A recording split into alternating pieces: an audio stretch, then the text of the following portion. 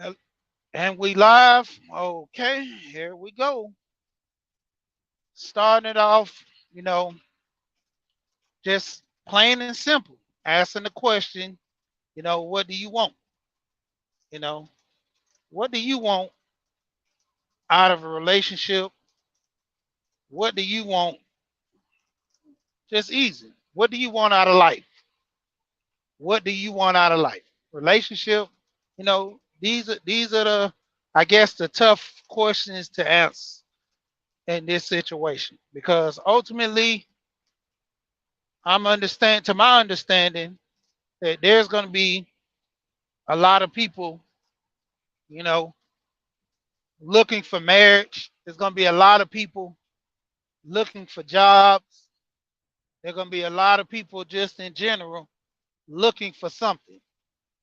And big question, what do you want out of life? And, like I say, my panels are always open to ladies and men because we want to see what do people think about situations and things. When it comes down to it, what are you willing to sacrifice? What are you willing to take on in a relationship, just in general? What do you want? You could want, small things. You could want just something mediocre. You could want something much more than that. You could want, a vast number of things. But ultimately, as it stands, what do you want out of life? So I'm going to take the time and, kind of say, just in general, what do I want? I want to build something for my kids. I want to have a legacy to which my kids, even possibly if I die before my wife, you know, spread the word of me being a good man. You know, a lot of people make mistakes in life, you know, but you try to correct those mistakes. You try to make yourself be a better person. And ultimately, in the end, it's pretty much up to you. You know, if you've always been the person to kind of mess up in life, the troublemaker, in the end, you can change your life and have people to change the perception in which they think of you. Ultimately, you know, only reason you stay in the rut is because you allow yourself, or just mainly you want to. When it comes down to family members and friends, just in general, people, you're going to get judged according to what you do and what you say. You know, they have an old saying that action speaks louder than words. And you have to understand that. When actions speak louder than words, you have to understand. You put yourself in a situation that you can say one thing and do another. When it comes down to it, there's a lot of people out here that sit there and go to jail, get out of jail, you know, they go back in. But there's a number of people that come out, get a job, if possibly start their own business, and have no other issues in society. People look at them as the model citizen. And welcome, Gold Professor.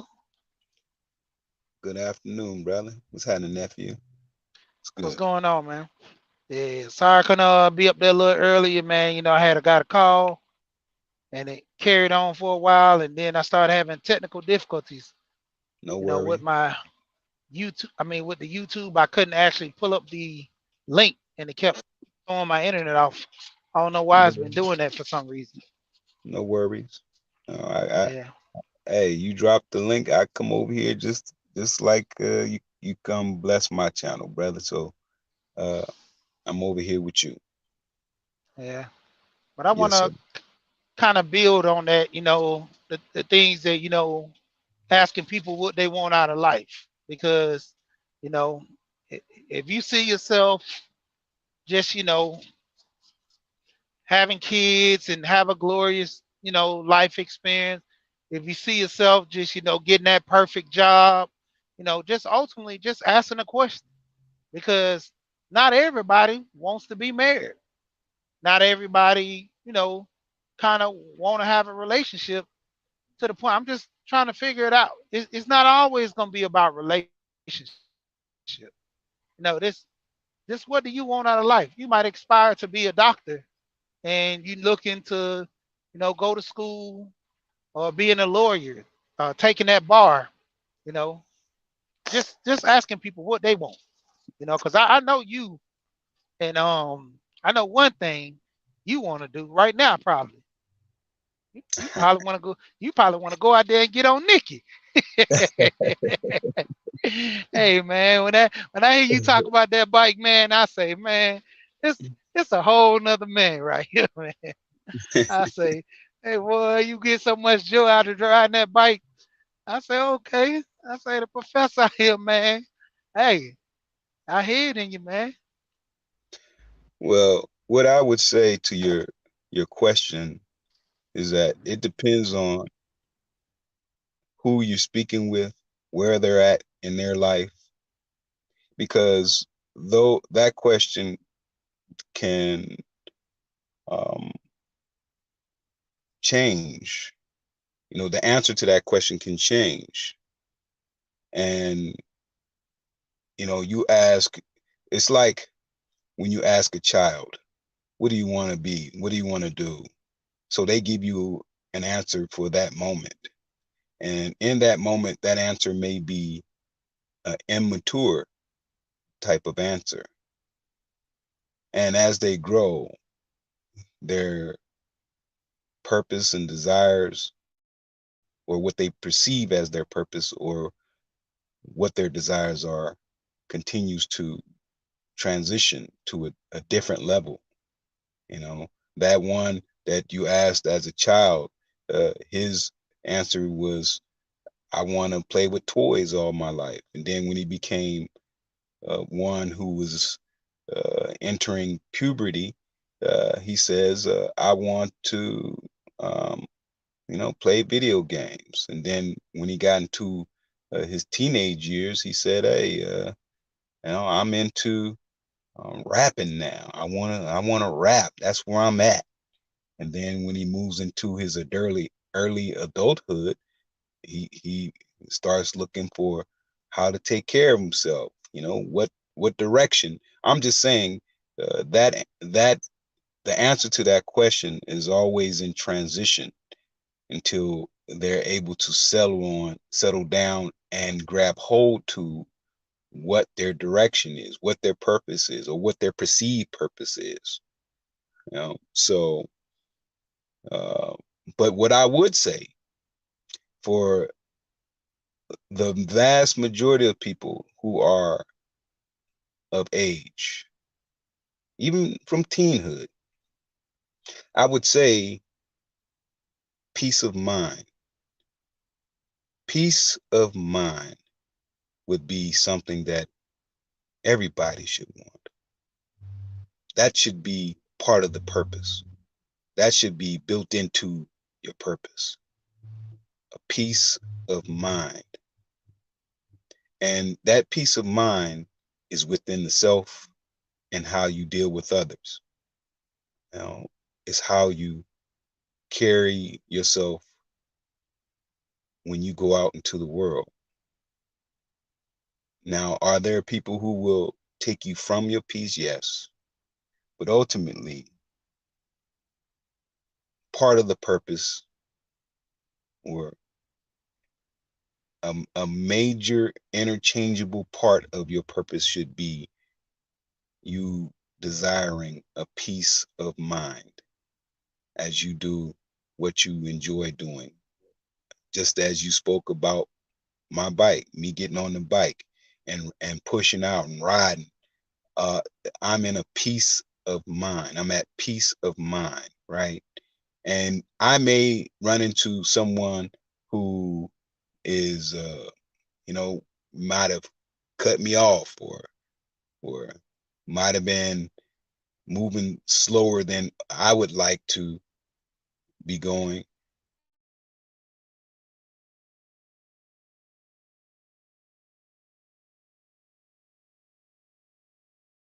Uh,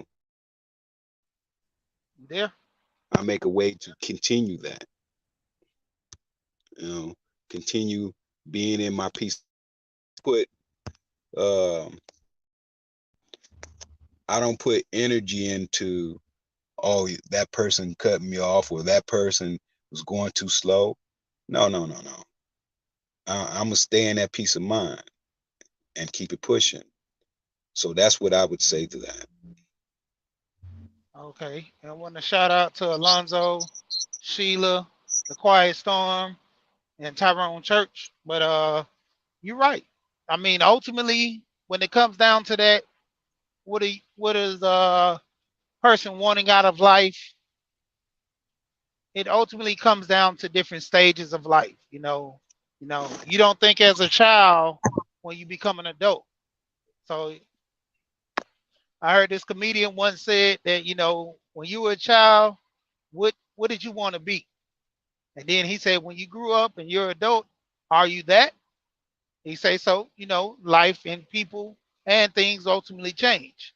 So you're just making that distinction that a lot of people grow up wanting to be firefighters, police officers, and not all of them get into those positions. You have guys that want to be doctors and end up settling for being a dentist. It's not the fact that they didn't want to be a doctor. They probably be just they couldn't pass a lot of the tests, and being a doctor probably was the next best thing that they want to do to actually help people. So now I look at that in that type of way too. But ultimately, you're right when it comes down to it. A lot of people, they're in situations to where they kind of want to change for the greater good, and kind of looking what do they want to do with their life, because a lot of people don't actually know. So when you kind of pose the question, you kind of get them starting to think, you know, what direction do I really want to go in with my life? Because, like I said, a lot of people just don't know.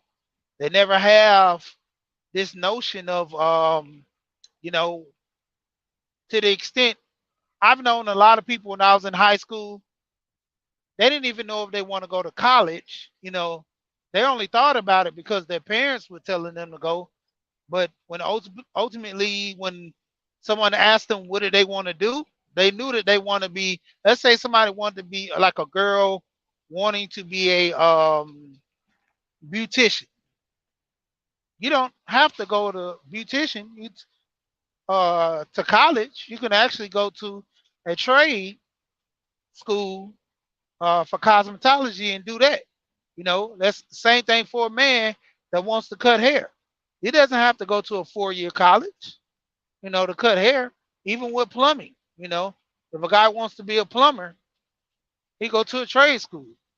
Now, with entrepreneurship, it's up to you if you pick the course of action to go to college, but you got to know what do you want to do? What do you want to do in life? Are you want to be a entrepreneur that sells things online? Do you want to be a entrepreneur that actually starts a marketing business? And if you want to start a marketing business with no experience, you can do that as well. But they have courses that you can take, trade or college, to get into marketing. So ultimately, with asking the question, what do you want to do with your life? You have various different things that you can kind of work through and go to. And ultimately, just making a decision on what are you doing yourself to be doing for yourself in life.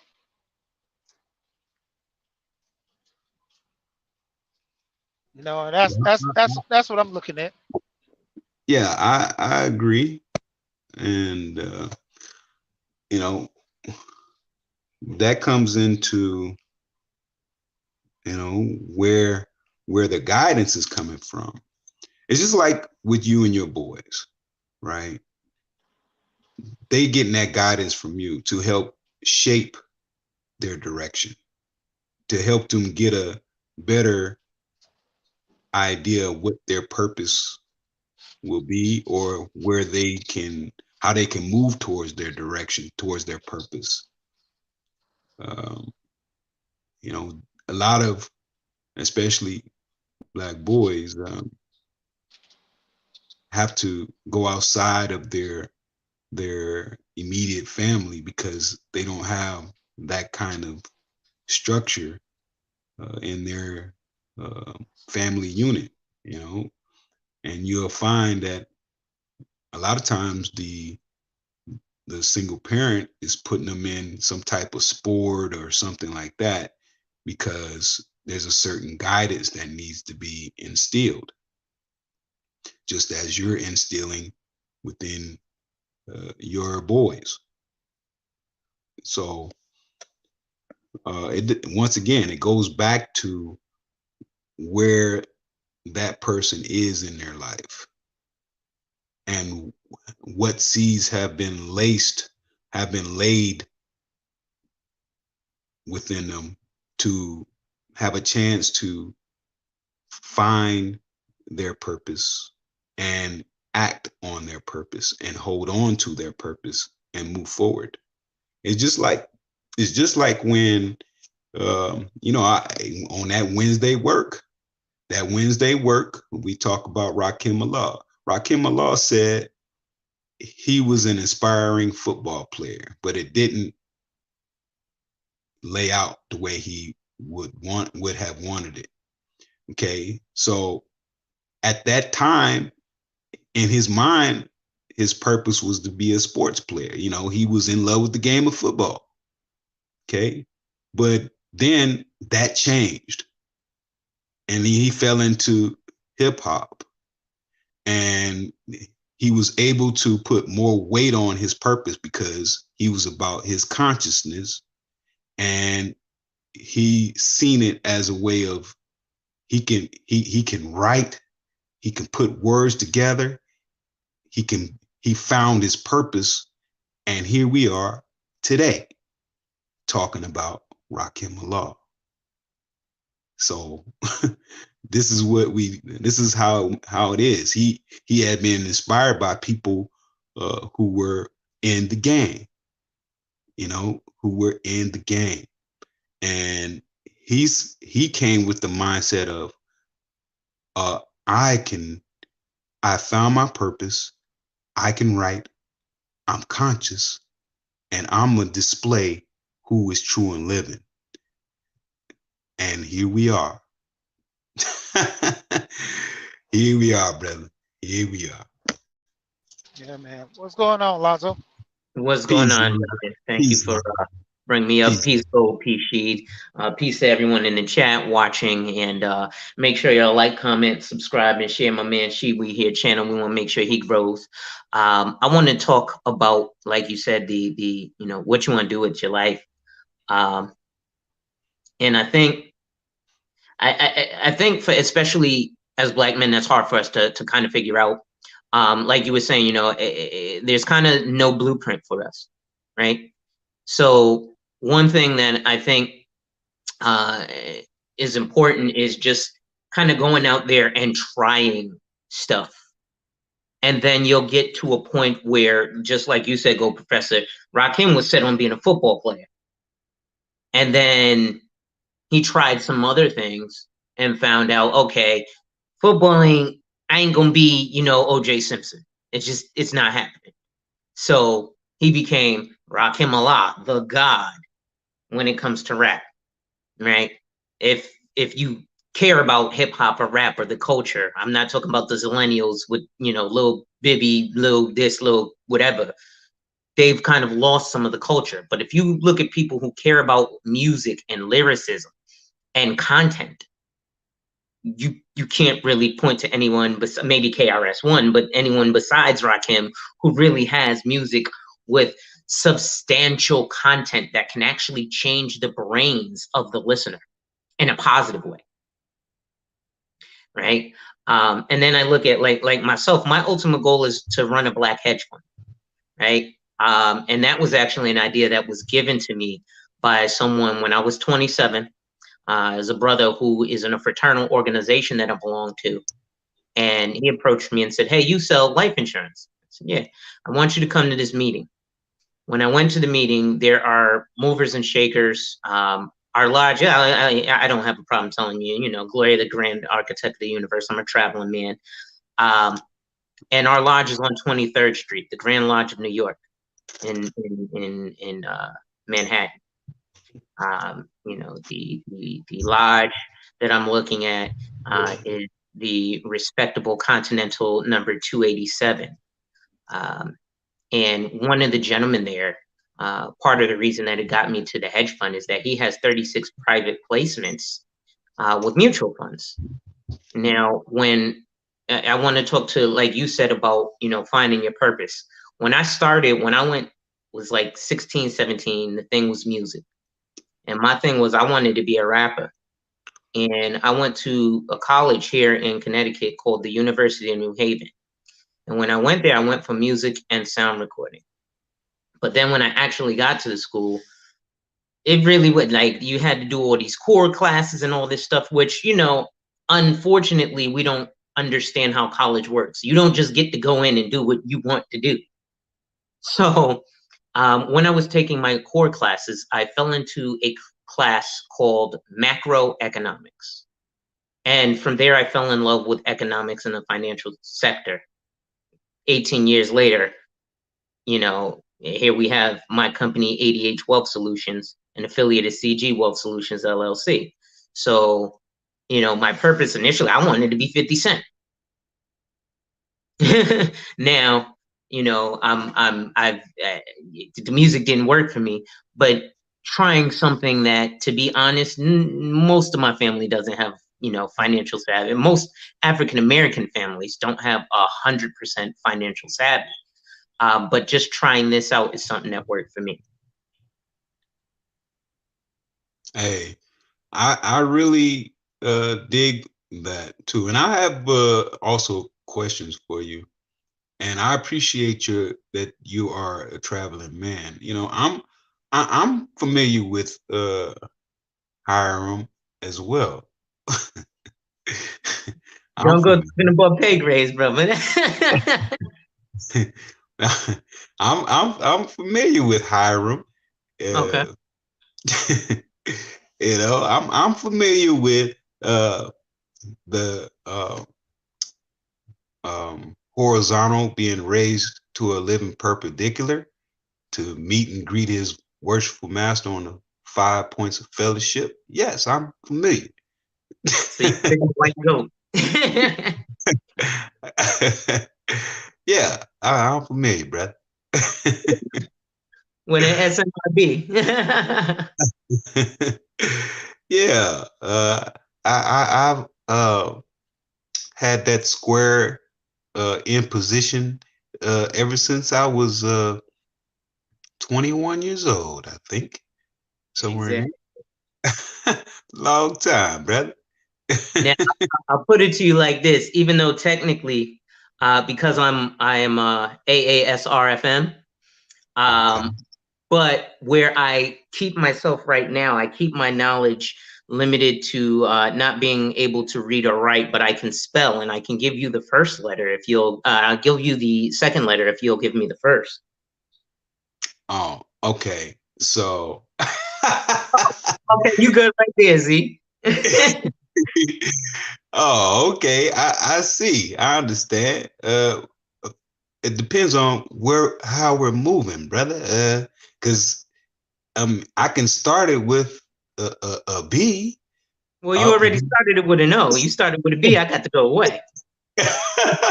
I mean, we could go to T. Oh, you talking about the CAIN? No, see, that's.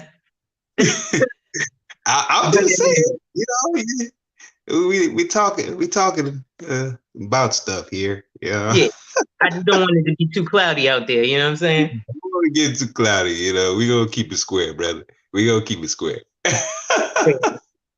Yeah, we gonna keep it square. Right now, we're on the first 12. We're on the first 12, brother, Oh, and we're earning our wages right now.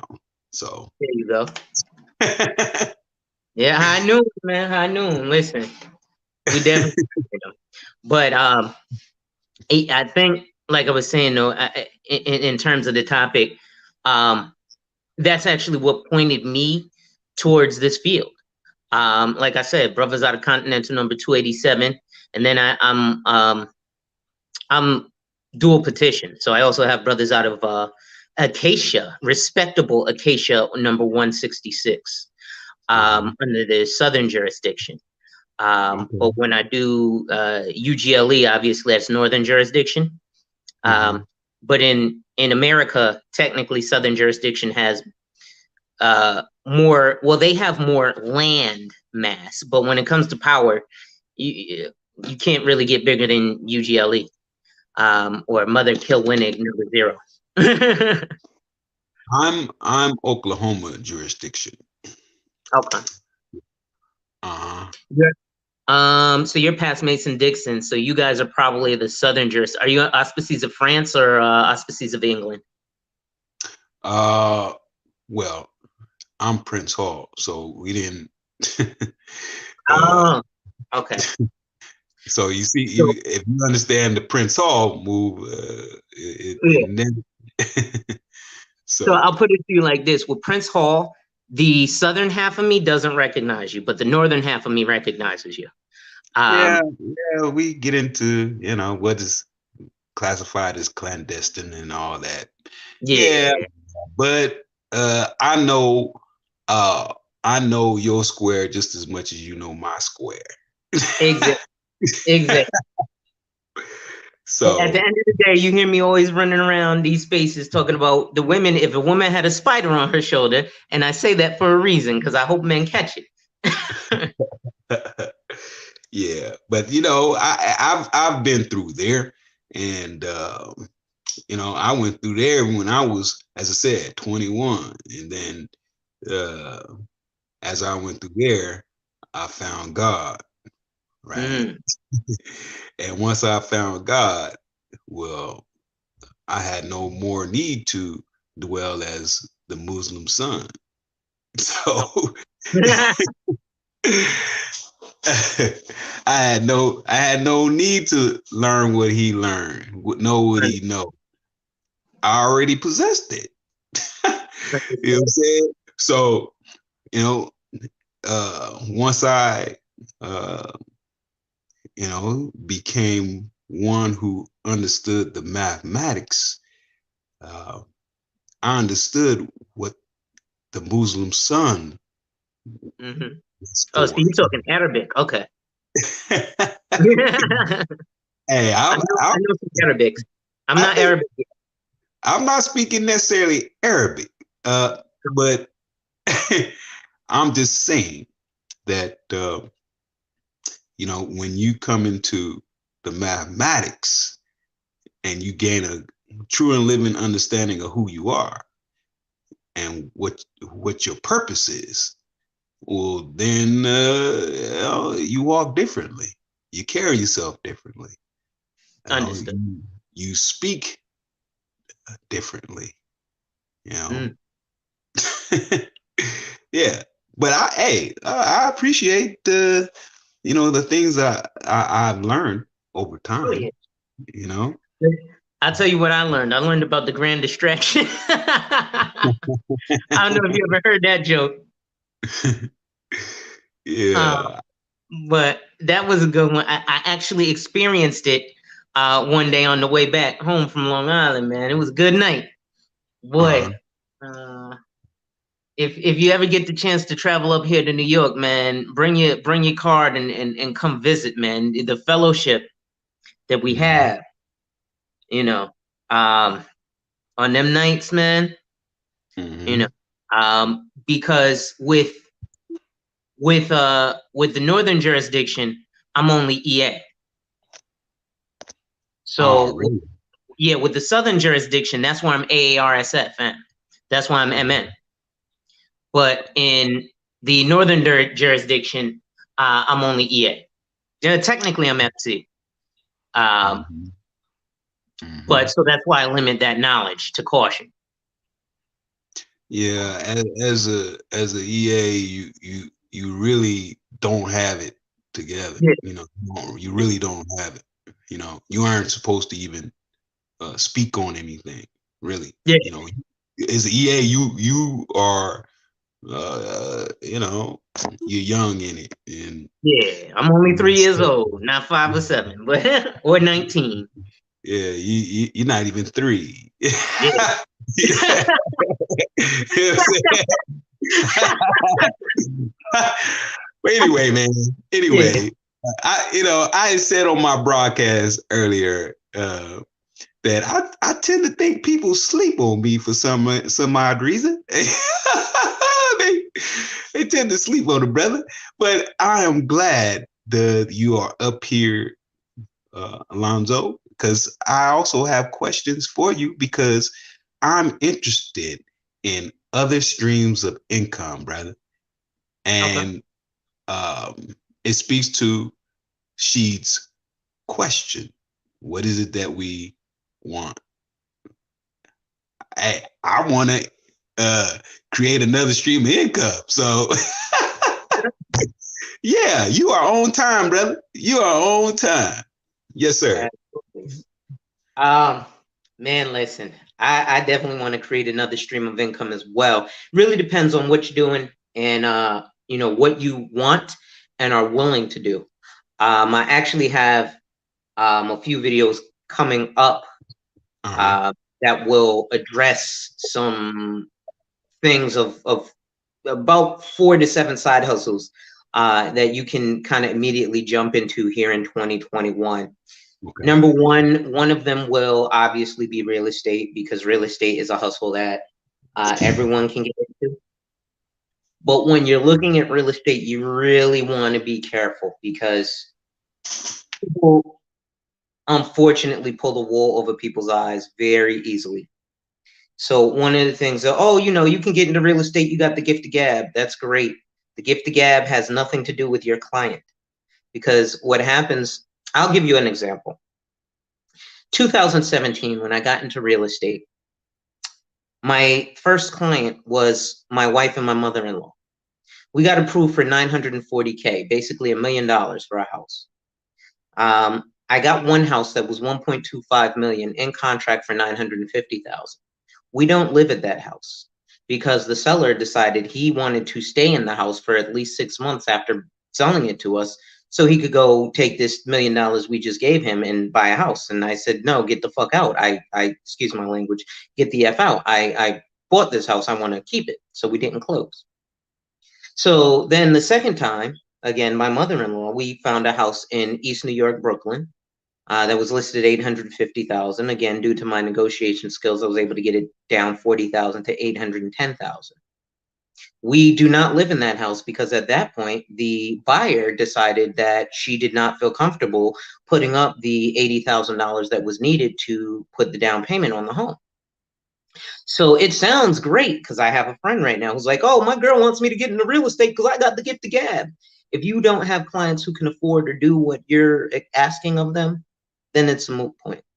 I'll get back to, I guess, kind of like Sheed was saying, I may start calling out names and people ain't gonna like it. One of the things, Sheed, also, did you get an email from Quentin? He said he's sending out the books. One of my other one is still didn't get their book from the webinar, and other things. So, but back to what you were saying, what I was saying about I, real estate. I'm Oh, gonna go say ahead. real quick, shout out to Underrated. But yeah, I got my book. Thank you. I've been looking at it. I've been going through it. Yeah, I actually got it. I meant to contact you about that. I actually got it. I believe it was Monday or Tuesday. Okay, so you just got it. All right. Because I got some other winners who did not yet receive their books, so I'm concerned with the speed with which. But I know it was over the holiday, so all the mail is kind of messed up right now. But one of the things that was troublesome, and this topic actually makes a lot of sense, is what do you want? So we were on another panel, and I had put out the information, and there was another gentleman by the name of Rael who was highly upset that apparently only he and Sheed showed up to the webinar. He was like, this guy is a licensed insurance agent, licensed real estate agent, brought a licensed mortgage banker, and a and a real estate attorney. The four things you actually need when you're going to buy the house. He brought all four of those things to you, and only two of us showed up. So he said basically it's like if when a lot of men are in spaces saying, we want the trophy wife. If you actually get it, do you know what to do with it? She knew what to do with it. He's also, luckily from being there, won a book that's going to teach him more. I don't even know what's in the book, but it's a book from a top producing mortgage producer, right? Who's trying to help Black folks close the wealth gap through home ownership. So what has to happen is if we want stuff, we have to stop talking about it and actually being about it. Prime example, there's another gentleman who I met on Faulkner's page. I don't mind calling him out because he ain't responded. But a brother by the name of Jay Sean. I sent him over some information for some real estate. Again, there's no response. Sheila, you were here. We spoke in the past. I gave you all my contact information. It's been weeks. I haven't even gotten a text. This is things that we're looking at to help Black people. So do we just want to talk about the shit, or do we want to actually do it? I don't want to talk about the shit. I want to do it. If I actually showed you guys some of the videos that I have that I took off of my YouTube page from me actually selling real estate, I had a Negro the other day call me and say, yo, what's the least I could get into a real estate deal? I said, $10,000, you could get something. Okay, yo, help me find something. Whoa, bro, we ain't even go over. You paying me? Oh, well, don't that come in closing? I charge a flat fee of $20,000 when we are dealing with that type of an investor. That's not traditional real estate. What deal did you close? I gave him the address, 1301 Herkimer Street. Oh, well, I'm going to look it up and see your name. Obviously, you don't understand how real estate works. I have the license. This is why, just like if someone who is a barber, they have the license. They understand how to fade your hair. You come to me to get a fade, your fade's going to be effed up. Because I don't have my barber's license and I didn't learn how to do that. But you come to me for financial services, real estate. I also have my PTIN, which is my tax preparer's identification number. I am what you call a walking hedge fund. So what I want is I want to be able to impress upon other young Black men that you don't have to work for massa. You can be your own boss. And you ain't got to be on the block selling weed or selling crack. You can be on the block selling insurance and selling real estate or financial services. You know how I know? Because I did it. I was part of those gangster disciples that we talk about. And one of the things that Larry Hoover says is I'd rather walk down the street with a suit and tie and a briefcase as opposed to sagging jeans and a gun. But you don't see a lot of GDs doing that nowadays. Right? It's free enterprise when we're talking about that. See, a lot of that was about organized crime.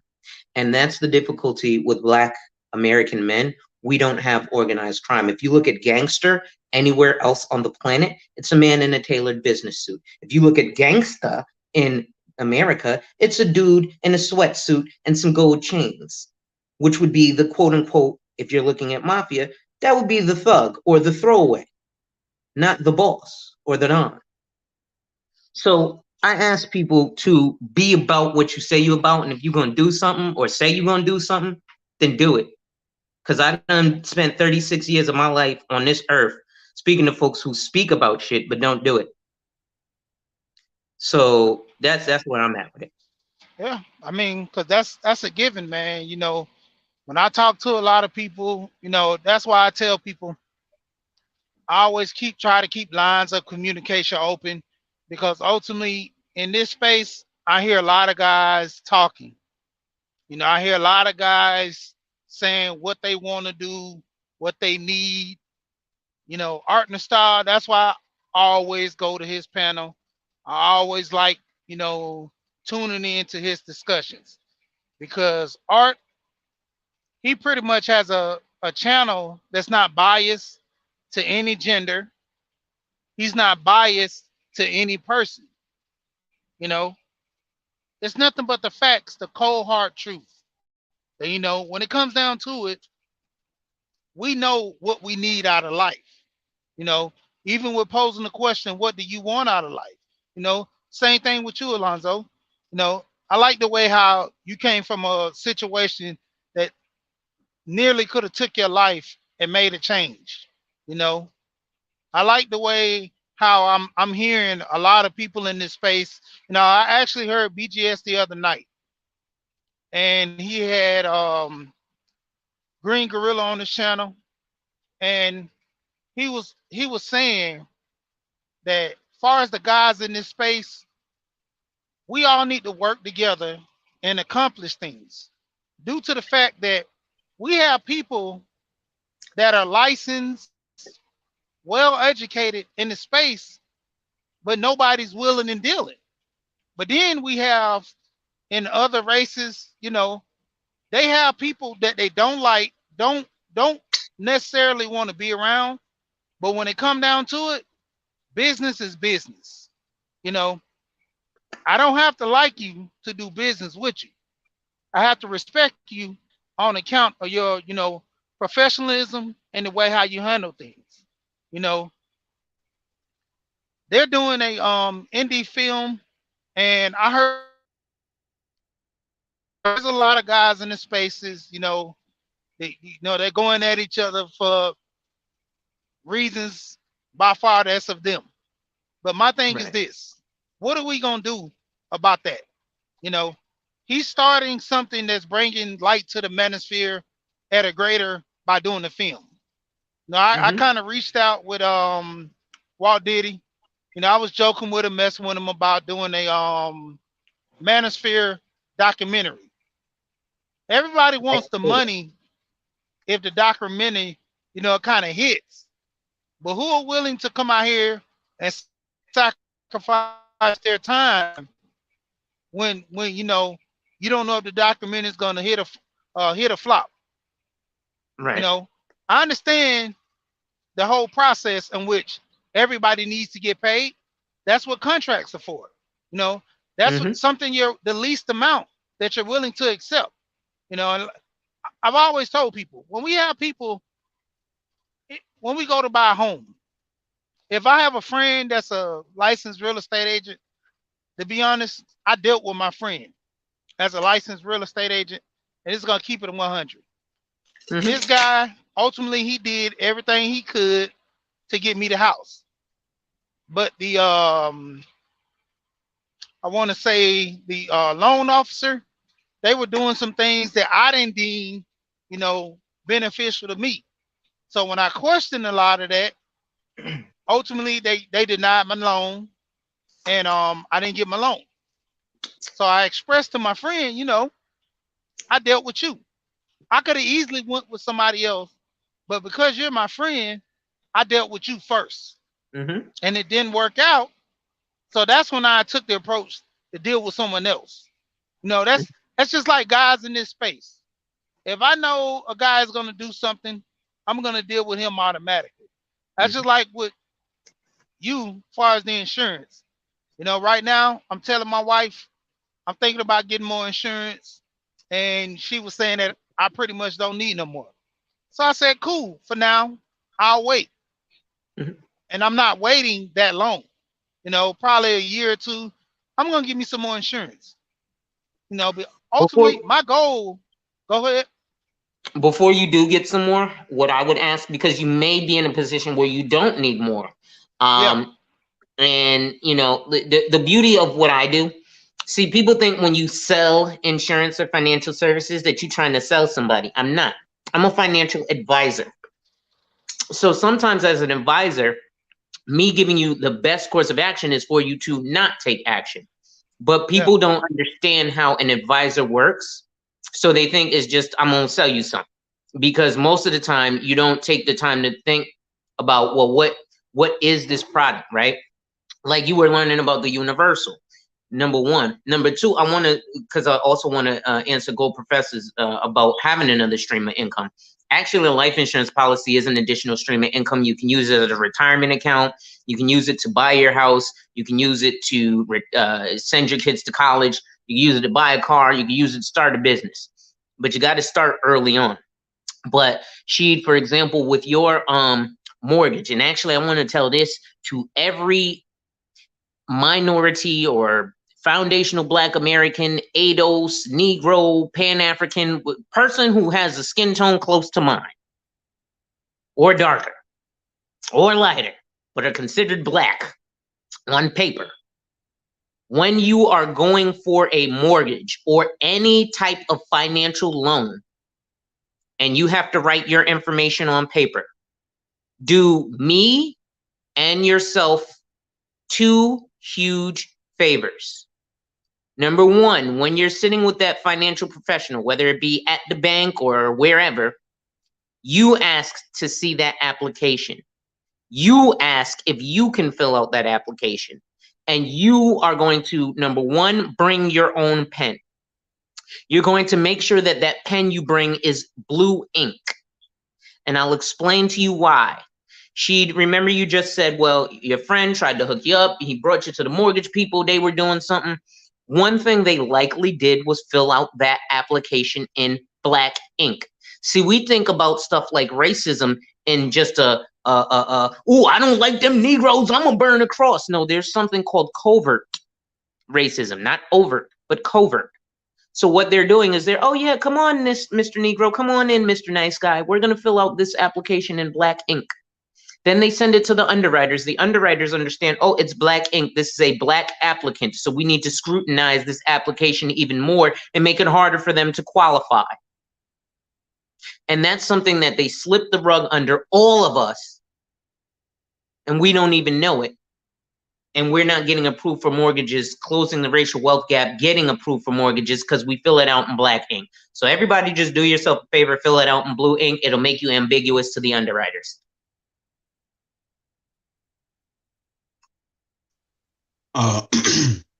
Okay, let's get to this stream that we can hop into now, because that's where I'm at. That's where I'm at, brother. I want a stream that I can pull a solid 50,000, a solid 50,000. Mm-hmm. That's where I'm looking. So you're talking about like an annual income? I got things to do, Lonzo. I want to get another bike, Lonzo. I need to get another bike, Lonzo. So yes, another annual income that is 50,000. Yeah. Okay. Well, generally that's gonna cost you an investment. Anytime you're getting into something that's going to really stream your income, people are going to sell you lies and bullshit. Yeah, you're going to start making money today. Nothing is going to turn into you start it today and in 6 months you're making lots of money. It really don't work like that, because a lot of things just have to have their turnover. You know, I'll give you an example, because I realize that I'm new to this space and I speak cockily as if people know me or know the work that I've done. Or know that I've been in this field since 2011. Nobody knows what the MDRT is, $1 Million Round Table, unless you're in this industry. Nobody understands that I was going to the Encore and the Wynn in Las Vegas the year they opened. You see what I'm saying? But now you go to the Encore and the Wynn, they're old hotels. But back in 2011, 2012, when they first opened, those were the spots. But in order to pull out that $50,000 income, really, you're looking at, again, real estate, or I wouldn't say the stock market. The stock market is not where you go to gain money. And this is another thing. Do not go to the stock market thinking you're going to make money. The wealthy go to the stock market for what's called preservation of capital. And I'll explain to you why. When Warren Buffett puts $100,000 into the stock market, the only reason he does that is so that in 10 years, because if you put $100,000 into the bank in 2020 annual inflation of 3% means that by 2030, that 100,000 is only 50,000. Because again, every year, the United States of America, inflation increases by 3%. It's been happening since the year everybody listening was born. And every year is going up 3%. And every year, the right now, federal minimum wage is, I think, $7.50. Now, when my landlord back in 1984 bought his house in Brooklyn for $84,000, yeah, that was great. But now that house, this same house that I'm living in, this 3-story Brooklyn Brownstone, is about $2.4 million in 30 years. Green Gorilla put up something. He put up ownership of equity. I'm gonna answer your question, Go Professor, but I have to take you around the 1,000-mile walk. So Green Gorilla put up something about equities and mutual fund ownership by race over Q4 1990, which is the end of the year 1990, to Q4 2020, or the end of 2020. So I hear these conversations and I hear our people saying this, but do you know what the percentage of equities and mutual fund ownership was in 1990 for blacks? It was 0%. Do you know what at the end of Q4 of 2020 equities and mutual fund ownership was for blacks? 1%. So 30 years, niggas keep saying, oh yeah, I know, and they're not doing it. So we have to realize that's one thing. The stock market ain't for us unless you're already wealthy. The stock market is not the game to play. So for you, it's real estate. What I would recommend is you get, do you currently own a home? No, sir. Okay. Are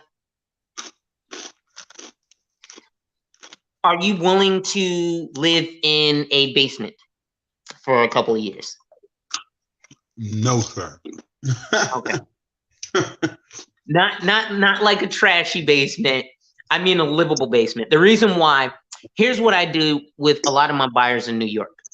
Okay. And this is how you're going to, this is one of the ways that you can get that additional income so you can get that bike.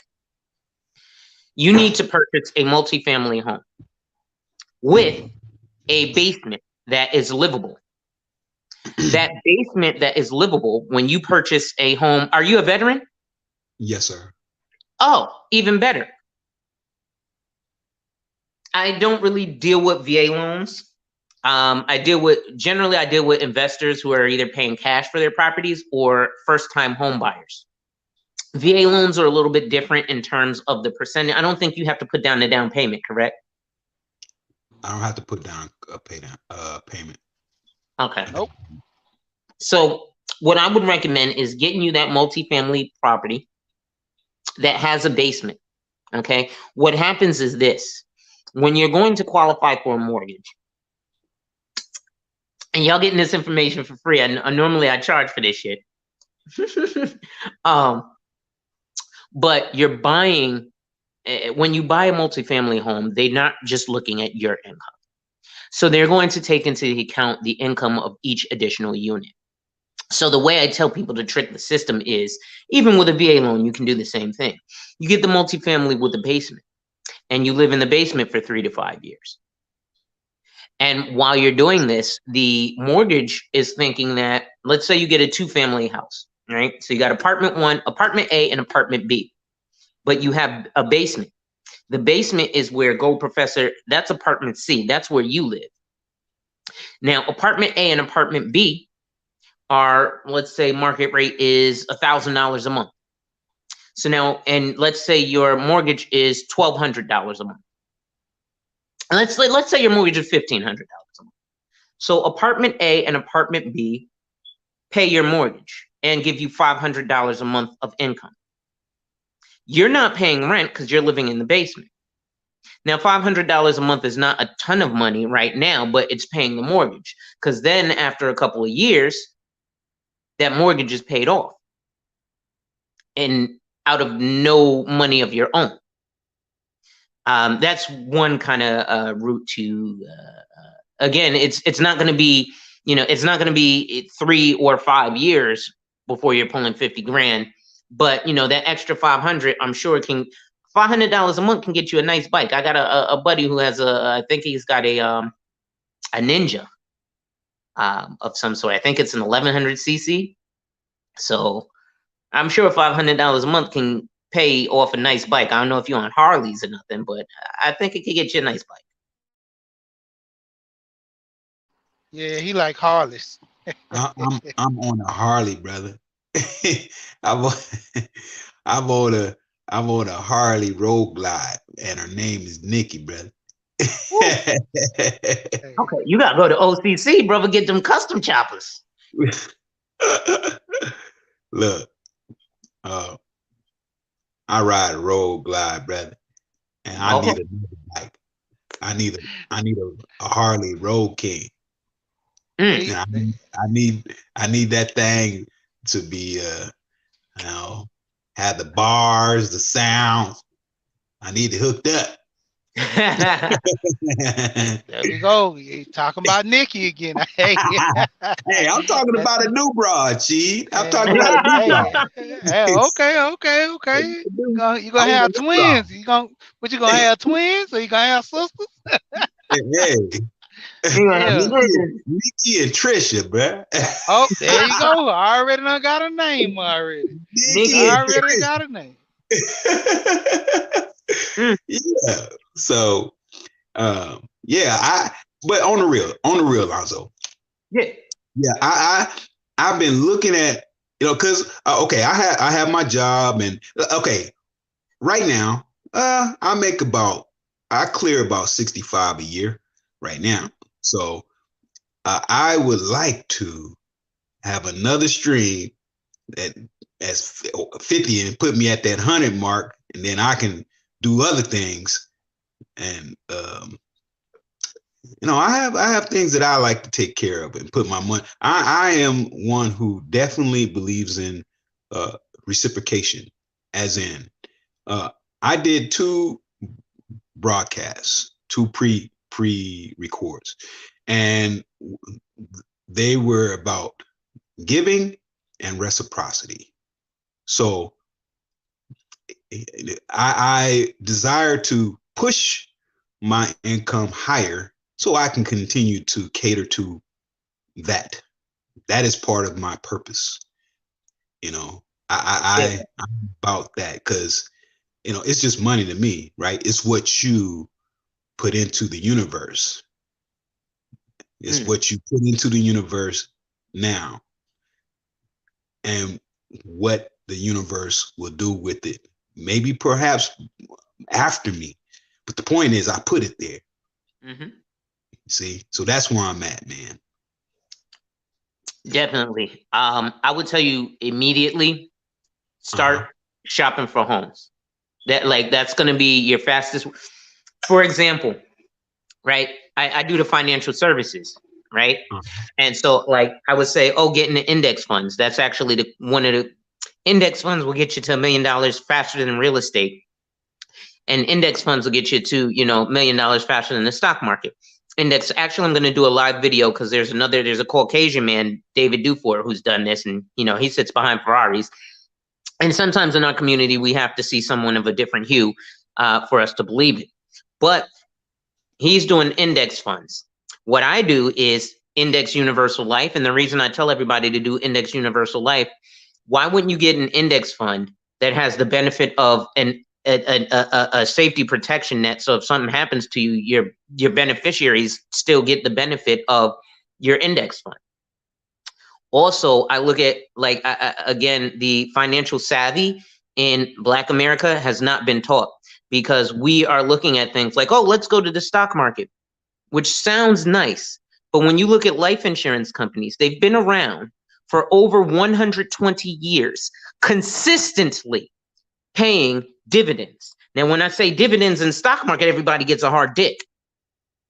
But when I say dividends, see, if I tell you that Fidelity or Charles Schwab has been paying dividends for 3 years, or fucking Goldman Sachs has been paying dividends for 17 years, it sounds really good. But then when I tell you Mutual of Omaha has been paying dividends for 120 fucking years consistently, it you know what I'm saying? It doesn't register because we've been taught about the flashy, right? But index funds would probably be quicker, but it's going to require a larger investment. Something that would be, and again, just putting it in the universe because I like to put positivity out there as well. And you know, it always comes back SMIB. I've noticed that, like, I want for you, it would be advantageous to take advantage of actually anybody listening, especially my brothers listening. Sir Ism, what's up, Jack? Anybody listening, take advantage of that VA loan because right now that's a no down payment loan. You can get you a property, even if it's a single family. If you got a basement, brother, slum it out, live for $3.99. Let the people who are renting from you pay your mortgage, and then you can, if you just one time a month pay an extra mortgage, you'll pay your house off an extra mortgage payment. Once a year, you'll pay your house off 10 years sooner. If you add, let's say, every 3 months, since you're going to have your 2 tenants paying your house, I'm not asking you now, I'm telling you what you're about to go do. You're about to go buy a house that's multifamily. It doesn't have to be something you want to live in because it's not going to be your forever home or your retirement home. This is going to set you up to getting that forever home or that retirement home, right? So you got this multifamily house. You've got apartment A and apartment B paying your mortgage. You're living in the basement, which is apartment C, so you could keep an eye on these people so that you make sure they ain't got no riffraff coming into your house. And if anything needs to be fixed, okay, you know, that comes at a cost. But you're looking at about a 3-year time of return. And then if you get one to, or let's say every 3 months you pay one extra mortgage payment, you're going to speed up the way that you pay that mortgage off so much faster. I'll actually show you one. I had an amortization schedule where I did in 2013. A woman bought a house in Brooklyn for $547,000. I showed her how in 20 years, when she's 64, she works for the Metropolitan Transit Authority, so the city. So obviously she has a great pension. Basically, what I did for her was this life insurance policy is going to pay her $60K a year for, I'm sorry, $65K a year for 12 years after she turns 64. Takes $267,000 out of her life insurance policy, pays off her mortgage, saving her $500,000 because anybody who's bought a house knows that you pay interest before you pay principal. So your first 20 to 25 years of payment on your mortgage, most of that is going to the interest. So you don't really start paying your principal until the last 10 years, which basically means if you buy a house for $250,000, you're paying $500,000. But what I would say, Gold, is buy that house, get the multifamily. You know, you don't have to stay in the basement. Staying in the basement makes it easier for you to maximize your income and your mortgage. Well, I would say, you know, and peace to Sir Ism. You know, I always give you a shout out, Sir Ism, brother. So I think I'm appreciative of your presence, brother. Indeed. What's going on, family? Glad to see you in, Sir Ism Jack. Yeah, man. DJ, sprinkle some of What's that going ism on on. with my brothers, man? I had to come over here and fuck with y'all for a minute, man. You know what I'm saying? No Yeah, problem. No problem. Y'all always coming over there fucking with me, man. I got to come fuck with the people that rock with me too, man. You understand me? Yes, Yeah, sir. man. We over here talking about money. Shit, I hear y'all, man, talking about houses and different things. To preface on what brother Blue Blazer said, I got a partner right now. His family had a glass business back in the days, right? A family business, and his father was always smart about money, and he bought a multi-unit spot. He had about 4 or 5 boys, and he bought 2 or 3 multi-unit, like 8-unit spots. And now my partner lives in one and rents the rest of the spot out. So it ended up benefiting later that he's collecting rents forever, and he got a place to stay if he want to stay there. So that's always some good games instead of just getting one house. And now you got to take care of that one house. You got to pay all the bills. He got a multi-unit 8-plex, and now he can collect rents forever, and he got a place to stay if times get hard. So that's some good game. Hey, I know here because Lonzo, you were speaking about get a basement, but I don't really recall here. I'm in Cali, and we don't necessarily have basements here. No, no, we don't really have that. Yeah, we don't. Mm-mm. Okay. That's New York. Yeah, Yeah, that's a yeah, New York thing. yeah. That's Huh? definitely a New York thing. Yeah, that's a New York thing. Here in Cali, we don't have basements. Uh, At least uh, I haven't seen them. no, not really. And another good thing, like you were saying, and you could be there and fix on the house, Blue Blazer. You probably want to tell the people that you know the owner, because when people know you the owner, they kind of look at you funny when you come around. Be like, no, I'm just the property manager. Don't tell a Yeah, nigga when you own something. Nigga fuck your shit up if you don't like you or something. yeah, that's true. Yeah, Yeah, Isn't got a point there. yeah. Do you have attics or like spaces or attic spaces or like upper spaces in Cali in the home? See, I don't know. Not For uh, Go nah, we ahead, don't necessarily Professor. I have think we got them mother homes. What's them little homes in the back? the mother I daughter. see. Yeah, I see yeah, people with them, but not homes in the really back. attics and yeah, Yeah, not really attics and basements out here. Y'all go yeah, ahead. we don't have that. We don't have that. You got the extra space in the back, you know, and that's pretty much Roger, it. what's up? What the Roger report here? Roger is in here, man. What's What's going happening, on, fellas? Roger? What's happening? Peace, Not brother. much, not much. I'm just making a quick little appearance and I'm finna disappear. But I like what y'all saying. But and I never thought about the. I heard y'all say California don't really have base. It's very interesting. Right. But I'm gonna just share one quick idea as well. Just because you said California don't have basements, um, black folks we can do some different things that we ain't thought about before. If you don't have a basement, it's just something to consider because everything is just entertainment purpose. I'm not claiming to be an expert in anything. But if you can get a trailer park home, because there's Mm. trailer park homes you get like $10,000. Go into a trailer park home, pay that off, quickly. You don't have to pay it off a long time, especially if you can get one that only costs like $10,000. And I know if you at a certain trailer park, there's some type of money you have to pay per month. But to my understanding, those fees are usually small, maybe 500 a month or something like that, and you'd be good to go. You can go to a trailer park home, own the trailer park. Once you pay off the trailer park, then you can go buy a building that you use totally to rent out, and that could be another way of amassing some property over time. Because the main thing is for us to get in a certain position where we can leave stuff to the kids behind us, so we don't have no more struggle generations that's coming behind us versus us having to live the everyday struggle. Every empire started off somewhere, and I just want black people to look at themselves, especially black men, to just say, "How about I just be the beginning of our empire?"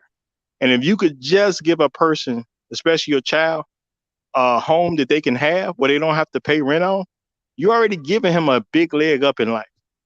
So if you can just do that one thing, I'm not saying you can't do more, but even if you just get that one thing done, you could change the trajectory for generations to come.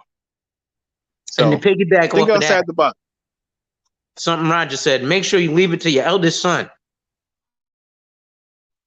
Exactly, fellas. Exactly. Economic nobility.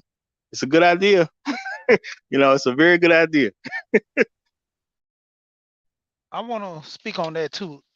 I'm in down here in Atlanta, and it's a Mexican dude I know. This guy, he's illegal, but his family is over here. He actually became illegal because he had got into some legal situations and he had to be deported. And believe it or not, this guy has been deported a number of 4 times. But the crazy thing of it is, I was talking to the guy and I explained to him, I said, man, you're doing something that's real good. You're making money. You're providing for your family. This guy actually turned me on to a lot of business. That's how a couple years back, and I still deal with him every now and then. I make pretty good money with this guy. This guy, he's a hard worker. He knows how to get in different type of business and do little things to make money. And so technically, I was getting on him about getting his life together. And this guy around my age. He's probably about 2 years younger than me. He's about 36. So he ended up getting a mobile. Actually bought the land. He bought the land for about 7,000. Bought a little bit under like 3/4 of an acre for 7,000. Went to the county, had his wife go down there, pay for the land, everything with cash, because you know that's how most of the places do it. We got to have the cash money or some type of cashier's check or something like that, to where they know you got the money exactly then. Then he went to the process of going and find a mobile home, which you know trailer home. He paid about 3,500 for the mobile home. Took the mobile home, revamped it, changed out all the plumbing, the wires, and everything with other his friends. All his friends came over. They helped him break it down, wiring plugs, because he knew guys that was drywall, knew guys that did plumbing, and basically everything that needed to be done. He actually got the guys come over to help him build it up the code. Had the guys come in there, the city come in, survey, make sure everything was up to code. Set the foundation together, built it around after it was all said and done. This guy has a mobile home on that land, and right now because the home is there, the land and everything is dead. I believe his the mobile home itself is somewhat up like close to 80 to $100,000 right now, just because of the land and the mobile home, and actually set as a foundation. Before he came there, all he had was the pipes for the electric and the water, and that was it. The whole land was cleared off, wasn't there no. And this guy took less, I would say less than $50,000 and made all that happen. Just being my less than 50. Probably did it for about a minimum of 20, because he actually was, fixing things in there. So I know he had to pay for pipes, electric, because like I said, he didn't have to pay contractors to do it, because he had his friends that kind of worked in those fields to help him out. See, that's what I talk about with dealing with guys, knowing what guys do, work with guys, seeing you might have a job that you want to do that someone else is doing, like Alonzo. You might want to get into his field of work. That's why I'm saying with the networking in this community, we're lacking that. And that's why we missing the ball, while other races of people and other people just in general are hitting the mark every time.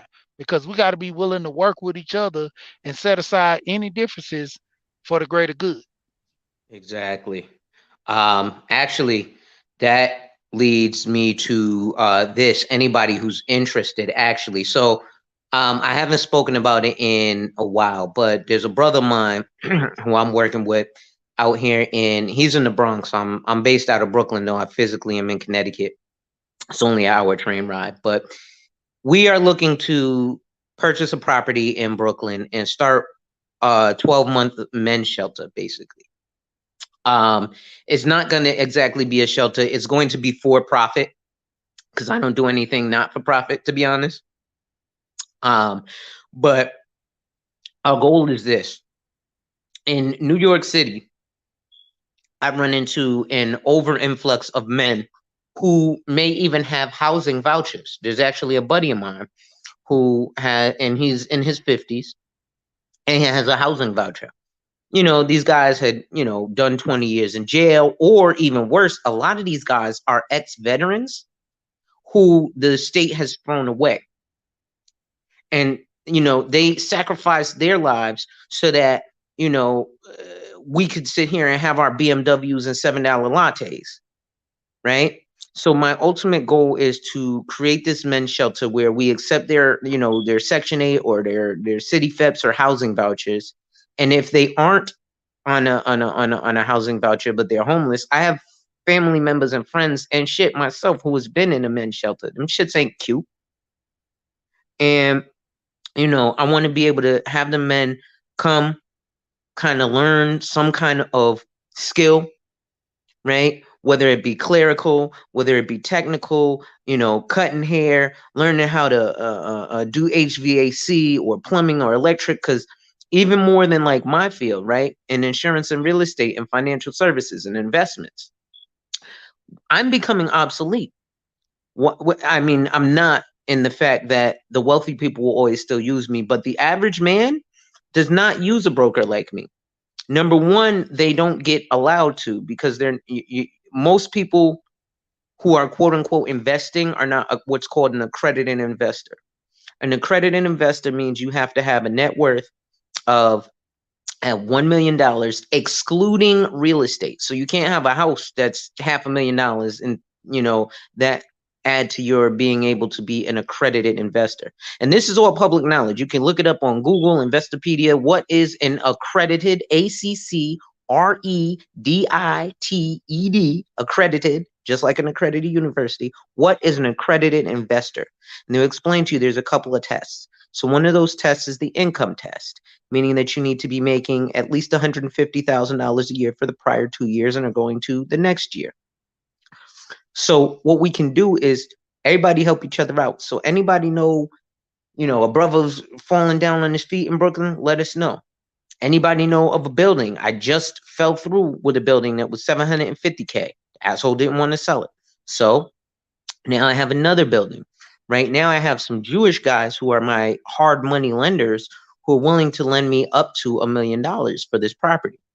Myself and my man's Aaron Llewellyn, who owns Reaching Realty LLC, and wants me to be a co-CEO of the company. I still will. I got a lot of people who actually want me to join their companies in real life. But I almost refuse to because I'm doing my own thing. And I don't want to not be able to deliver on what I say I'm going to deliver. So that's one way, gentlemen, we can work together and help each other out. So if anybody in their city has those ideas, also for Black folks, we sending our children to school. Now we're sending our children to school digitally. So now there's no excuse. There is an organization that is in the B1 space. It's a brother out of Brooklyn. I have zero affiliation. I get zero benefit from doing this, except for the fact that Black children will be educated by Black people. He teaches STEM. And he teaches all sorts of stuff. It's Xyx, XYAYX, institute.org. They ask for a $500 a month donation. If you cannot afford that, they will still not deny your child. Your child can only be Black to attend this school, not Latino, nothing else, Black. If they go to this school and you cannot afford $500 a month, your child will not be declined. What will happen is they will say, well, you will need to volunteer in some form or fashion, whether you cook a lunch and send lunches to kids in New York, whether you hop on and teach the kids yourself. But this is how we make power moves. And right now I'm seeing a bunch of people in like the B1 space trying to drag people from the manosphere. And I'll say his name, Taz Exclusives. I'd love to have him come drag me. I don't give a damn, because I'll go up to, I know these people. Q Butter with Xyx, I know him personally. Good brother. But when I talk about revolution, I really mean that shit. That's why you ain't never seen me on nothing with Xyx and none of that. I was I'm gonna sorry, say go ahead. put it in the no, I'm sorry, just cut you off real quick. Put it in the chat, hit the name or in the back chat because I want to screenshot. I'm actually moving around right now. So I could just Okay. screenshot it and keep going. Yeah, but go ahead, man. You cooking. Go ahead. Give me 1 second. I'm typing it in the back chat right now. Xyx so Oh, you Xyx.com. yeah, you can put it in the main chat. Back chat, main chat, it don't matter. Okay, Yeah. I just put it in the back chat. I'm putting it in the main chat because I want all y'all to see this. And this is something that the XYAYX Institute.org. Let me make sure that's the right website for it. Because this is an all-Black school. Unlike Dr. Umar Johnson, who's asking for millions of dollars from people, this Black man is doing this with his own money. All right? There's a Black man I know personally. And like I said, he's doing it with his own money. And obviously, donations. But it's the XyXInstitute.org. So I'm gonna put that in the chat because I want everyone to go there. Yeah, If you're a 'cause that's Black person. yeah, because that's cool. Because even if I want to have my kids go there, just in general for a couple of months while school in, I can still have them do that after they get finished with their regular school down here in Georgia. And since he's online, Mhm. I'm vastly with dealing with further my kids' education, because Yeah. I put so much boots on the ground as far as my work. I'm not there every single step of the way. So every time I get a chance, man, to kind of further their education, I'm get a chance to have a day off to be with them. I'm there, man. That's why I kind of, get these guys to understand. It's one thing to, have your kids dressed like you and, look all cool. But then it's another whole thing when their education is to that level, man.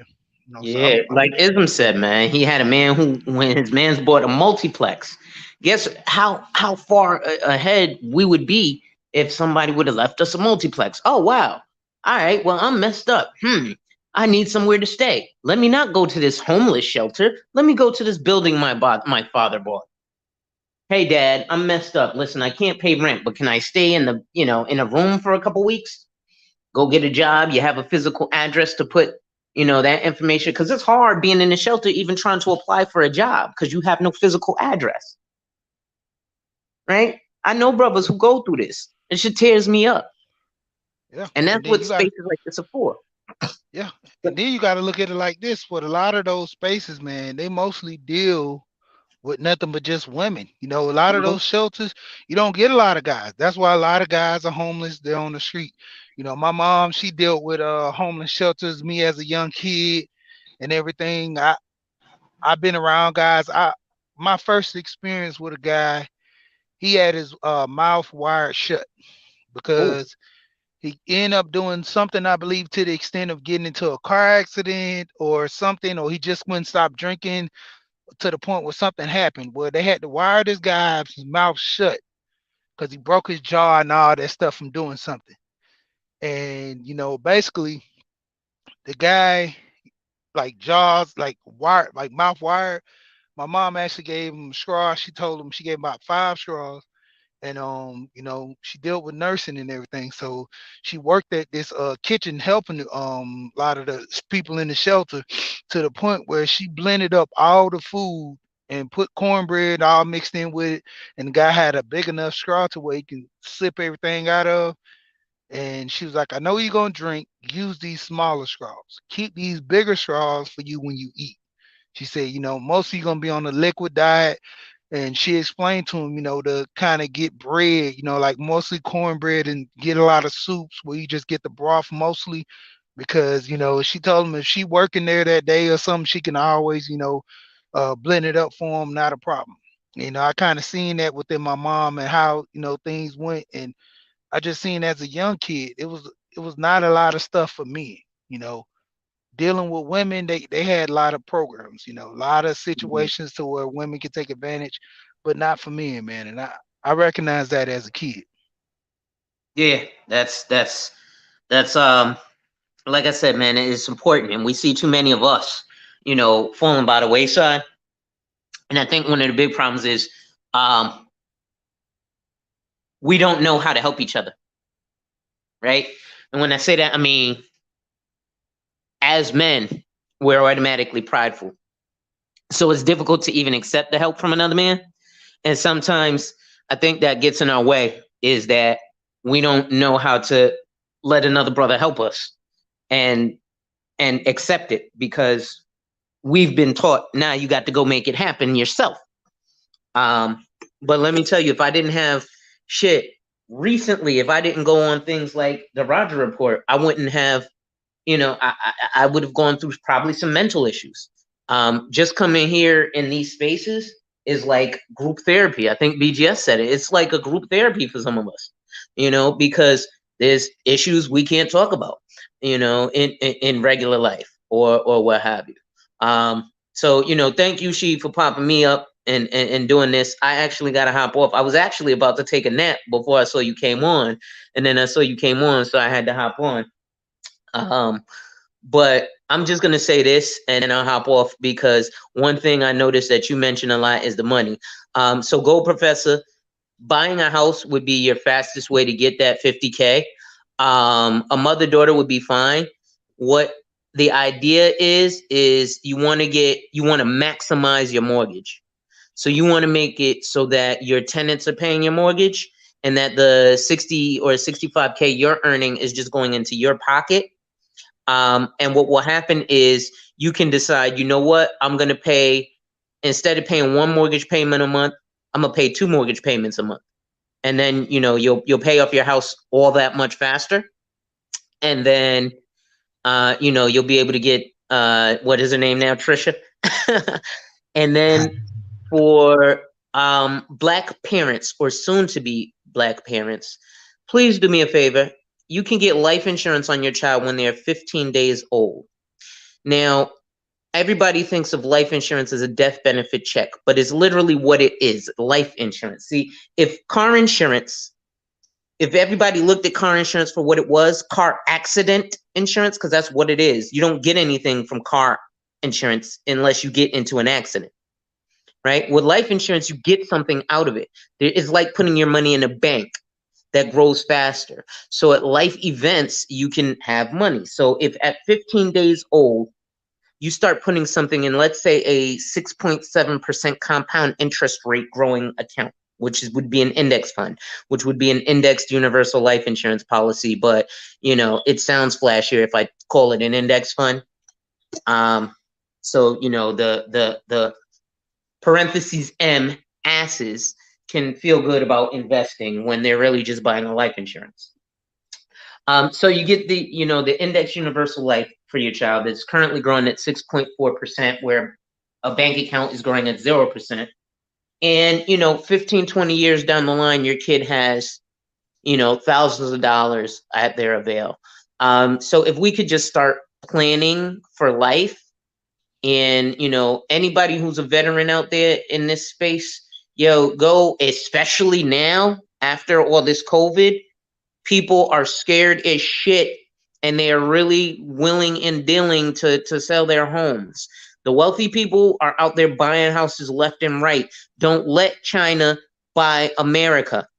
They are doing it. Since 2017, the market I was going after in real estate was Asians. So I know exactly what's going on. Asians are buying up shit. You saw the movie Crazy Rich Asians that came out in 2018, right around the same time the Black Panther came out. Well, that wasn't a joke. That's true. So let's family plan and let's plan for the future. She, thank you. Gold, thank you. Yo, salute to y'all, gentlemen. Y'all been absolutely supportive all the way along. And thank you for your wisdom and knowledge. I know, Gold Professor, you're a little bit senior to me, so I always like to hang out with older gentlemen, because y'all are going to tell me where I would hit my head on the low-hanging, you know, oh, you know, hey, brother, if you turn left there, you're going to hit your head on this. How do you know? Well, I just turned left and hit my head on it, so I'm letting you know. So thank you for that. Appreciate your time and energy, brother. But yeah, Lonzo, that was one stream. I know you gotta go, but I'm still questioning other streams, brother. You know, I'm not looking for the quick. I'm willing to put the work in, but I want to have the stream. So, you know, I mean, I know you got to go, brother. If you got to go, okay, I'll leave it at that. I'm gonna do a live on that now, and I'm gonna set it up. It'll probably be, what's today? Today is Friday. Yes, you know what? I need to start going live actually, because I've been dropping a lot of pre-records. I don't know if y'all saw like the 10 Cash Commandments. No, I seen the 10 Cash Commandments. I've been on them, and I actually was on the other one. I meant to put it in the chat. I listened to your first video, then the second video you just dropped today. The first video, the music was a little bit loud. I was gonna put that in the comments for you. Okay. You know, yeah, it was good though. Yeah, those are older videos, believe it or not. Those videos I did at my old house, and I literally the music is so loud because I was literally blasting the music through my sound system while I was recording. So, but you know, I edit and update them. But what I'm gonna do, Gold, is I am going to do a live stream on index funds and on the streams of income. Hey, drop your link as well in the chat. You know, when you go to share your page, go ahead Yeah, and do that so people can get refer to it too as well. Hey, she, yeah. Let me do Yep. that. you, it. I was going to say to you that it'd probably be a good thing to mod people up so they can drop links while we having the broadcast. Yeah, You know, if that's you're able to. Yeah. yeah. I gotta look on doing that. You know, I ain't too sad with that yet. Guess into sound. Just for the future, so people can drop links to things. You know. Mm, It's Yeah. mm. I'm trying to figure out how to mod people up. Okay. So what you do is you Settings. you push you push their name, you push their Okay. name, and then it'll say add as moderator or Ah, whatever. Yeah. It's not doing it. okay. I see Yeah. the Just three dots to the side. I tried those, but just timing out and blocking. yeah. Oh well. Yeah. You just have to, because you, as I said, what you do is um, you just tap the name, and then it should give you the options. It shouldn't have the three dots. All right. Where is the spot? Boom. That's the feature section. And then profile, Okay. watermark, basic. Here we go. Yeah, Yeah, I'm not getting it. okay, well, just work on it so you can have people. Because as you grow, you want to have your mafia in place, brother. Yeah, man. Yeah, Let's see. definitely. You know? You want to have your mafia in place. Well, Tulsa Like Real Estate Fund. If anybody is familiar, I'm sorry, Tulsa Real Estate Fund is going live at the moment. That's actually another great way, crowdfunding. Um, so small streams of income. Like I got a bunch of small streams of income. Like I was mentioning about accredited investors. I think I'll actually share it on my page. Some of the investment apps I use that are ETFs. I am an accredited investor. I don't have the net worth of an accredited investor, but luckily, because I'm a licensed financial professional, that automatically qualifies you to be an accredited investor. But I think what we need to do is learn about, because people are getting so excited. Oh, I'm investing, and you're not. But you've been told you are. So it feels good and it sounds good, but that's like me saying, because I'm doing squats, in my house. Oh, I'm an Olympic athlete. No, I'm not. I'm doing squats in my house. So that's the big difference. I'm not, I can't dunk on LeBron James, but I can dunk on my Nerf basketball hoop that's 5 feet off the ground. yeah, But it's a whole different realm when I go on that court with LeBron James. So you might be going into ETFs and mutual funds with Vanguard or a Schwab account or a Fidelity account. Those are ETFs. If you're going to be trading with a stockbroker, I worked on 39 Broadway and 11 Broadway across from the Brass Bowl as a stockbroker. I failed my Series 7 by 1 point to be a stockbroker. When you are dealing with a stockbroker, first of all, these are generally a bunch of 23-year-old white boys who are cocky as shit, who are managing the money of the wealthiest people in this country. And then generally they charge an initial commission of around $10,000 when they're new. Okay. Plus whatever you're investing. Plus you have to have the risk tolerance for that. See, most people aren't an accredited investor because they don't have what's called risk tolerance, right? So what risk tolerance is this? Either one of you, if you gave me $10,000 right now and said invest it in whatever, and then tomorrow I said, hey, I invested your $10,000 in whatever I invested it in, and it went to zero. Sorry, your money's gone. Would you be able to shrug it off and be like, meh, it's a loss? Or would you be like, Lonzo, I'm about to kill you. You just lost $10,000. Lonzo, I'm about to kill you. You just lost $10,000, man. So you don't have the risk tolerance to invest. You see what I'm saying? That's literally what that means. And so a lot of us haven't been taught risk tolerance because we haven't even gotten into the realm of the real financial shit. We've been taught, hey, here's this app to crowdfund invest and to keep the masses at bay. And don't get me wrong, I use them apps too. So definitely take advantage of them. Everywhere there's a possibility to make you $1, do it. But just know that you're dunking on the Nerf basketball hoop, not dunking on LeBron James. Well, I can dunk on LeBron James, daggone it. I'll take him to the rim, brother. Listen, hey, you go ahead and do that. I don't know. Kyrie can't do that right now. So. Yeah, I can take him. I can take him, brother. I get it. But yeah, I'm definitely next week. I might do it on, well, you know what? I like Friday. What do y'all think? Should I do Financial Fridays? I like that. Financial Fridays. Yeah. I like that. Has a good ring to it, brother. Yeah. Financial Fridays. I like to talk about money. Financial Fridays. I like to talk about money. Okay. So you know what?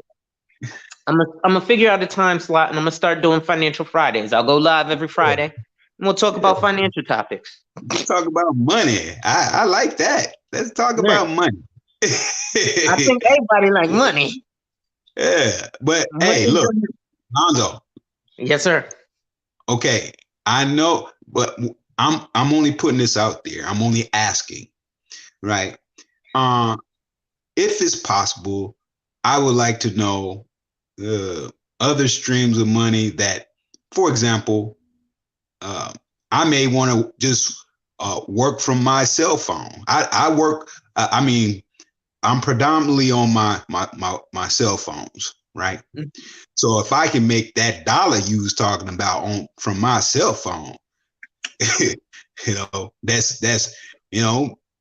on a regular, then I'm for that too, Well, there's a couple of ways. Are you looking to, because for example, like I have multiple streams of income that are all based on the merit of my work. So I don't really have passive income. But it sounds like you're looking for a passive income stream, which is the goal. So I'm not diminishing that. What I'm saying is I'm looking for that too. Okay, then we have a conversation as we get into Financial Fridays with Alonzo Hall. There we go. There we go. Yeah, daggone right. There you go. Damn, now I got to pay you the initiation fee. The fee. You got to pay me the titling fee. Now I got to get the titling fee. That go right. Sheed, I don't mean to be doing all this profanity on your channel, brother. I'm just saying, that going right. There you go. I appreciate it greatly. Yeah, I was gonna go, but listen, like I said, I like fellowship, and you know how it is, man. You be up in a meeting. Y'all be like, all right, we closed everything, scrambled the altar, we out. All right, now we gonna sit here for 3 more hours and drink. Yeah. Well, I would say just give me the club soda because I don't drink anything else more. Just give me the club soda. We can continue on, bro. Nothing wrong with the club soda. Listen, I like a little gin and tonic myself. Tonic, I should say. Okay, do your thing, brother. I'm just saying for me, it's a club soda with a lime in it, and I'm good, baby. Give me the Pellegrino. Okay. Ain't nothing wrong with that. You say, give me the Pellegrino. I just need the mineral water. I don't need all that other stuff. I don't need all that other stuff, brother. But so, like I said, real estate, and we're gonna go further in depth into this on Financial Fridays with Alonzo Hall, aka the Blue Blazer. But right now, I look, I like to I love to over deliver. It's just kind of the way I am. So you know, dropping a few drop shipping is great. One of the things, and I'm kind of pissed she's still not doing it. My niece came to me last year as soon as the pandemic hit, and she was like, "Yo, I need to figure out, you know, a business." So I put together for her the entire business plan. She started selling her own brand of clothing called Hire Nation. I'll put her website in the back chat, and then if anybody wants to go there, you can go there and see what's still going on. I don't even think it's still really heavily in existence, but she was able to make a good couple of grand in about 3 months, just off selling T-shirts. She then asked, you know, why don't I do that as opposed to what I do? And I was like, I have no desire to. You know, I'm a salesperson, so my whole job is gift of gab and doing the song and dance in front of you. That's what I like to do. And I bring that back to, like I was saying, with the Tulsa Real Estate Fund. And again, because does anybody, you guys familiar with Jay Morrison at all? Yeah, I'm familiar with Jay Morrison. I'm kind of up and down with him, but yeah, I know of him. Okay, but you're familiar with his background of being, you know, a cocaine seller and all that, and you know, he fell into the pitfalls of what many black men do, thinking that, oh yeah, you know, the drug game is the way for me, even though it's not. But you know, we think it is. He was successful in selling cocaine in New Jersey, and then he did some jail time, and then one of his friends introduced him to real estate.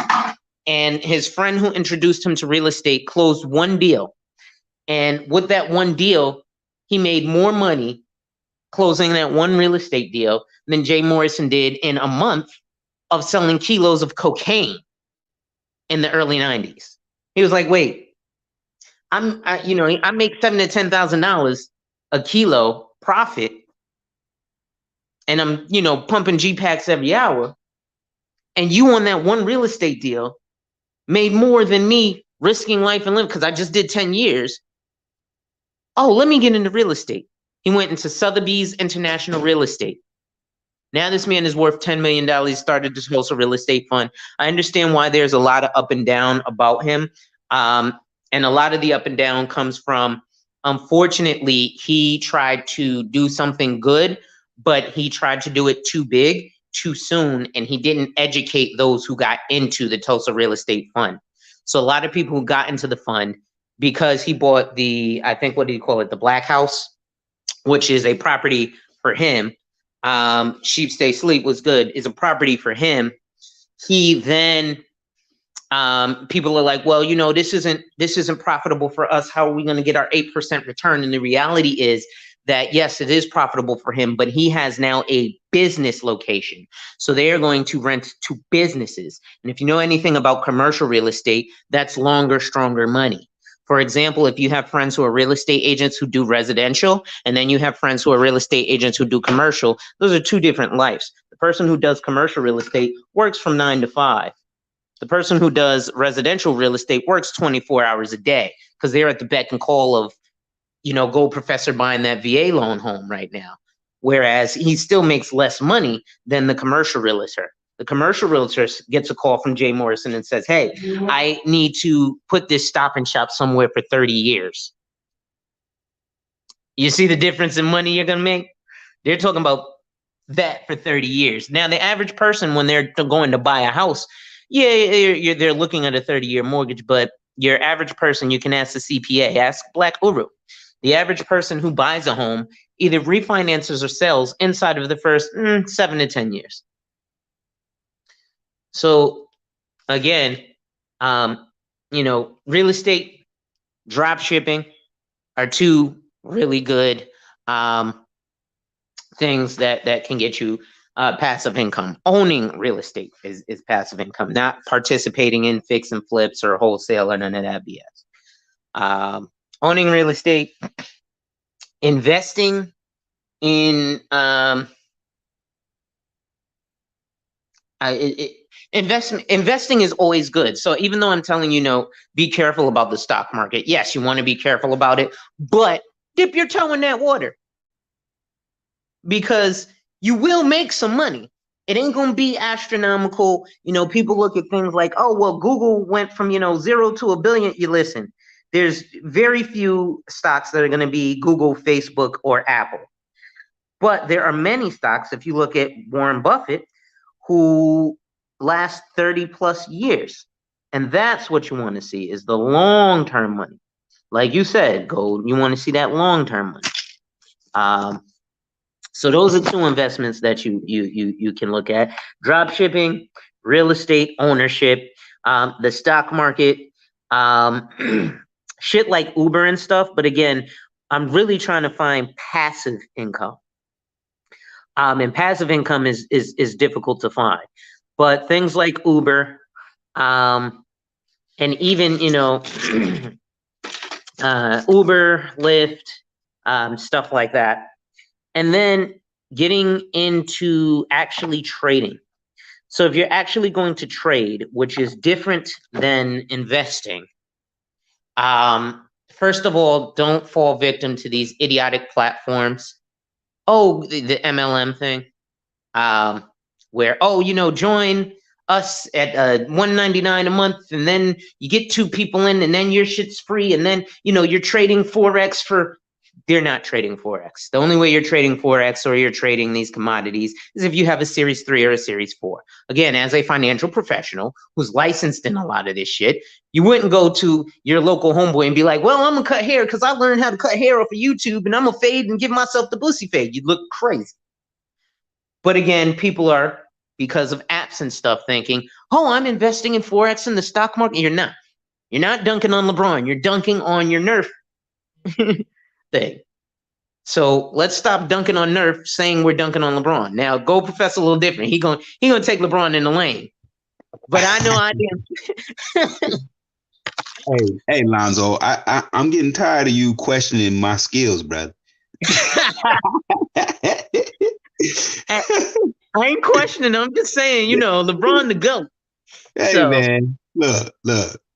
I know I'm 51. I know that. But it doesn't mean I can't take LeBron to the rim, brother, and put it in on him. It doesn't mean I can't do it, brother. Oh, now, I'm not going to tolerate this kind of talk from you, brother. Okay? Oh, geez. I'm just telling you. I can take him. I can take him, brother. Listen, I know you can, but I can't. So I can't be on the court with you. Okay.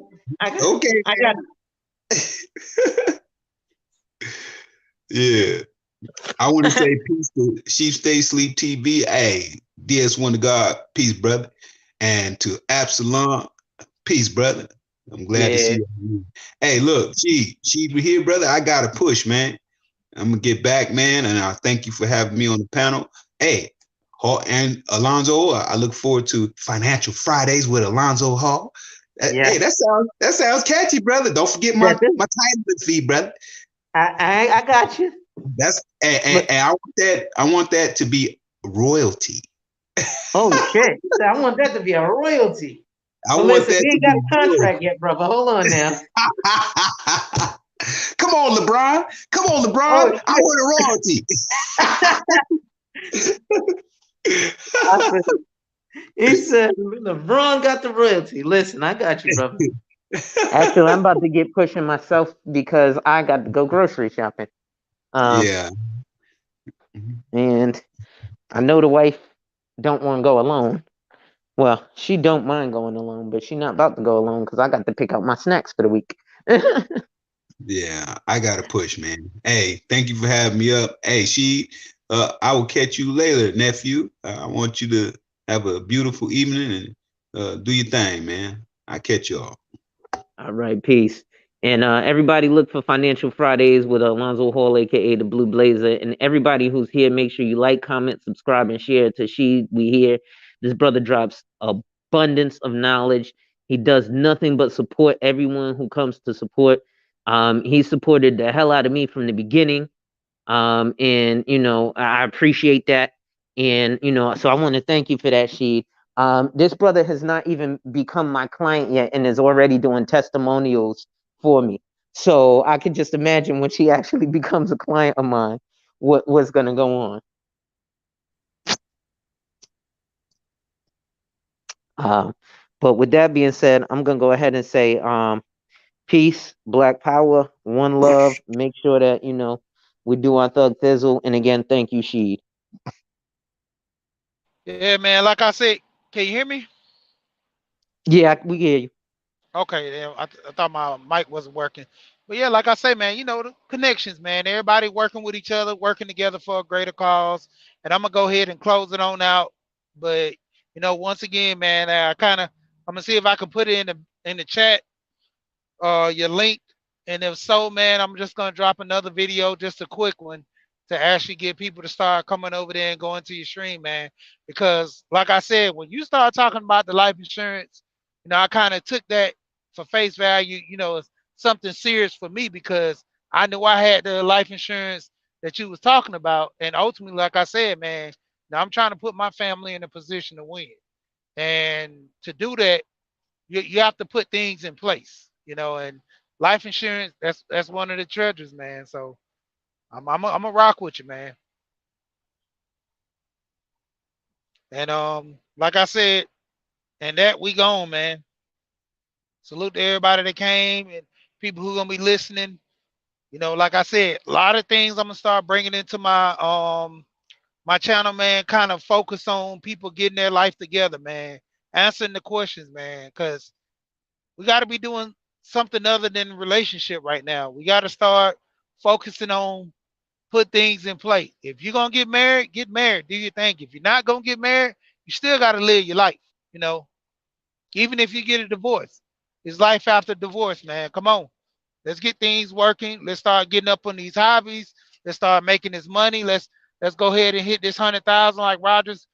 Put it out there. Men, we're leaders, and if we're gonna be leaders, we gotta lay down the platform, man. We gotta show things. We just in general, we gotta show people on how we want to lead. And like I said, for that, we gone, man. I'll holler at y'all later.